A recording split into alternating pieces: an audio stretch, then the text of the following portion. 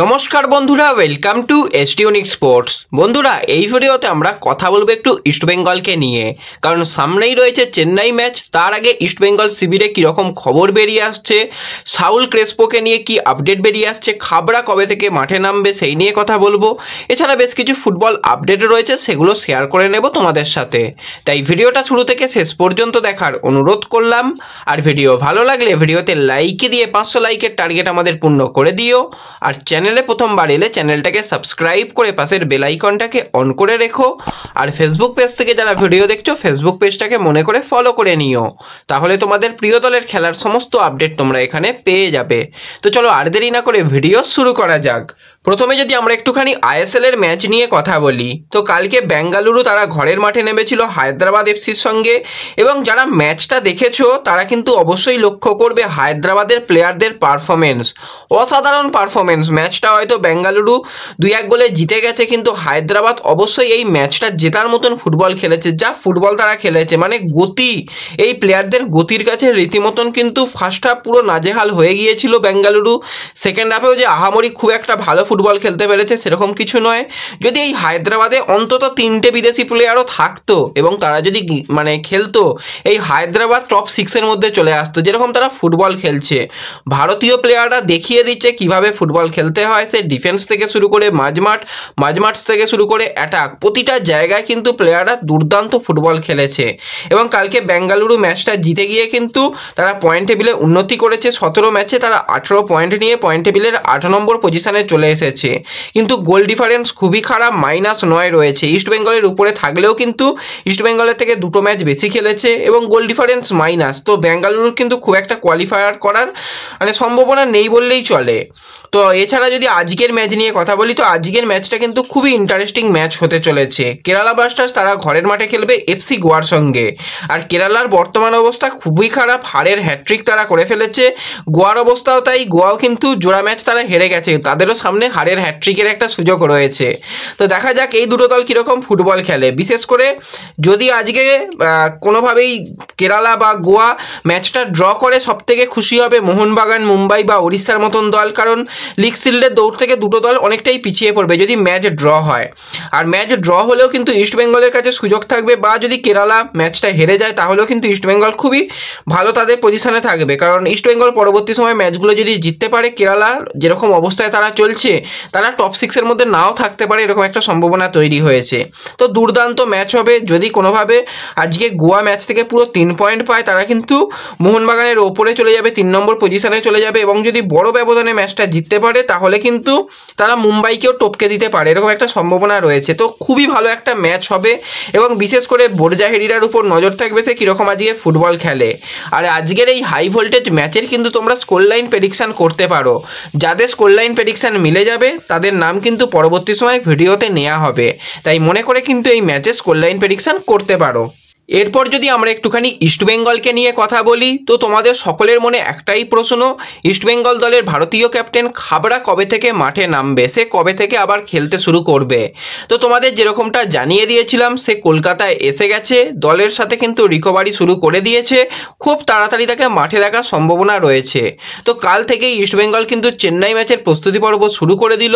এতদিন কিন্তু আমরা খাবড়াকে দেখেছিলাম রিহ্যাব কমপ্লিট করতে, কিন্তু কাল থেকে খাবড়া যেটা ভালো জিনিস বেরিয়ে আসছে, খাবড়া কিন্তু বল পায়ে অনুশীলন শুরু করে দিয়েছে। যেরকম প্রতিটা প্লেয়ার প্র্যাকটিস করেছে, সেই প্র্যাকটিসের মধ্যেও কিন্তু খাবড়া ছিল এবং সে অনেকটাই ফিট হয়ে উঠেছে। এবার যেটা একটু সমস্যা, তার একটু ওয়েটটা বেড়ে গেছে, সেই ওয়েটটা একটু কমানোর চেষ্টা চলবে। এবং যদি চেন্নাই ম্যাচেও তাকে আমরা দেখি, অবাক হব না, এরকম একটা সম্ভাবনা তৈরি হয়েছে। তো খুব তাড়াতাড়ি খাবড়া মাঠে ফিরতে চলেছে, এটাই আপডেট। অনেকেই জানতে চাইছিলে, আশা করি সকলের প্রশ্নের উত্তর দিতে পারলাম। এরপর যদি আমরা সাউল ক্রেসপোকে নিয়ে কথা বলি, তো তোমাদের যেরকমটা বলেছিলাম যে কাল থেকেই কিন্তু অনুশীলনে নেমে পড়বে।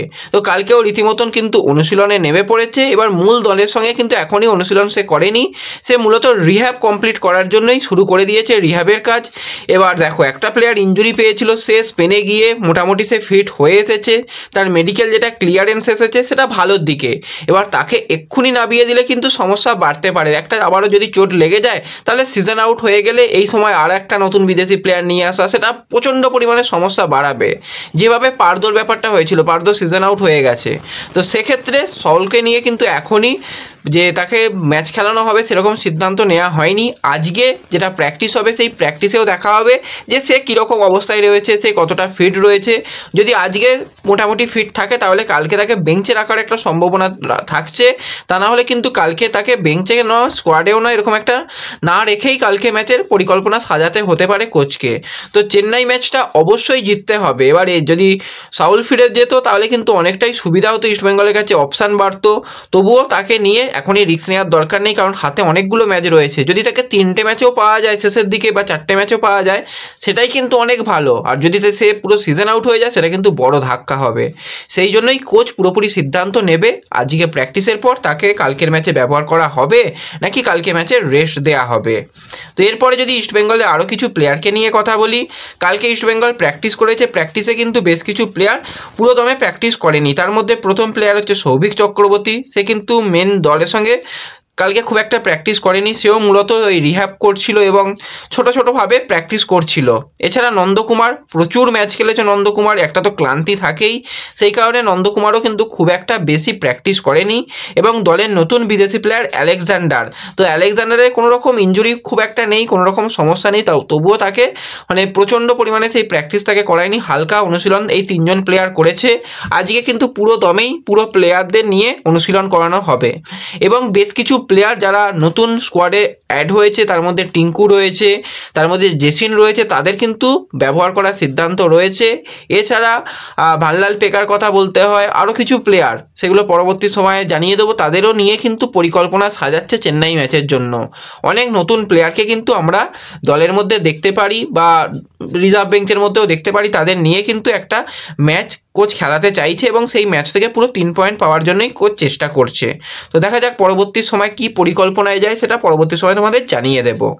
এরপর আরও একজন প্লেয়ারকে নিয়ে কথা বলবো। তো অনেকেই তোমরা জানতে চাইছিলে যে এই প্লেয়ারটা কীরকম প্লেয়ার, সে অন্য কোনো ক্লাবে যাবে কি না। তো প্লেয়ারটা হচ্ছে 32 বছর বয়সী ফ্রান্সের অ্যাটাকিং মিডফিল্ডার প্লেয়ার জেরেমি মানজারো। তো জেরেমিকে নিয়ে অনেক রকম রিউমর বাজারে ঘোরাফেরা করছে যে তাকে এই ক্লাব নিতে পারে, ওই ক্লাব নিতে পারে। তো দেখো, একটা প্লেয়ার যখন ভালো পারফরমেন্স করে তখন অবশ্যই ক্লাবগুলোর একটা তো লক্ষ্য নজরের মধ্যে থাকে এবং প্লেয়ারটা কতদিনের কন্ট্রাক্ট রয়েছে, তার মার্কেট ভ্যালু কী রয়েছে বা সে কীরকম ফুটবল খেলছে সেগুলো দেখা হয়। তো জেরেমির ক্ষেত্রেও সেই ব্যাপারটা হয়েছে, তাকে কিন্তু বেশ কিছু আইএসএলের ক্লাব রীতিমতো নজরে রাখছে। এবার যে জিনিসটা সবথেকে ভালো জিনিস জেরেমির হচ্ছে মার্কেট ভ্যালু, মাত্র 40 লাখ টাকা তার মার্কেট ভ্যালু। এবার সে যেরকম পারফরমেন্স করছে তার মার্কেট ভ্যালু বা স্যালারি আরও কিছুটা বাড়বে। ধরে নেওয়াই যায় যে 1 কোটি টাকা তার মার্কেট ভ্যালু হোক বা 1 কোটি টাকা তার স্যালারি হোক। তো সেক্ষেত্রে 1 কোটি টাকা যদি স্যালারি দিয়ে কোনো দল তাকে নিয়ে নিতে পারে সেটা কিন্তু খুব ভালো সাইনিং হবে। কারণ জামশেদপুরের সাথে 2024-এর 31শে মে তার কন্ট্রাক্ট শেষ হয়ে যাচ্ছে এবং কন্ট্রাক্ট এক্সটেনশনের কিন্তু কোনো রকম তার কাছে নেই যে আরও একটা সিজন কন্ট্রাক্ট এক্সটেনশন করা যাবে, সেরকম কিছু নেই। তো সেক্ষেত্রে যে কোনো ক্লাব এই প্লেয়ারকে টার্গেট করতে পারে এবং যে দলেই যাবে খুব একটা ভালো সাইনিং হবে। কারণ যেভাবে সেট পিস নিচ্ছে, যেভাবে মাঝমাঠ কন্ট্রোল করছে, অ্যাটাকিংয়ে বল বাড়াচ্ছে এবং যতটা ডেঞ্জার ক্রিয়েট করে ফেলছে, সেক্ষেত্রে পরবর্তী সময় খুবই ভালো একটা অপশান হবে এবং বয়সটাও কম। তো দেখা যাক পরবর্তী সময় কোন কোন ক্লাব এই প্লেয়ারকে নেওয়ার ব্যাপারে চেষ্টা করে, কারা অফার দেয়, আর শেষ পর্যন্ত সে জামশেদপুর নাকি অন্য কোনো ক্লাবে চলে যায় সেটা হচ্ছে দেখার বিষয় থাকবে। তো এই ভিডিওতে এই কয়েকটাই ছোট্ট আপডেট তোমাদের সঙ্গে শেয়ার করার ছিল। ভিডিও ভালো লাগলে ভিডিওতে লাইক করে দিও, চ্যানেলে প্রথমবার এলে চ্যানেলটাকে সাবস্ক্রাইব করে দিও, ফেসবুক পেজ থেকে যারা ভিডিও দেখছো ফেসবুক পেজটাকে মনে করে ফলো করে নিও এবং ভিডিও একটু সকলের সঙ্গে শেয়ার করে দিও।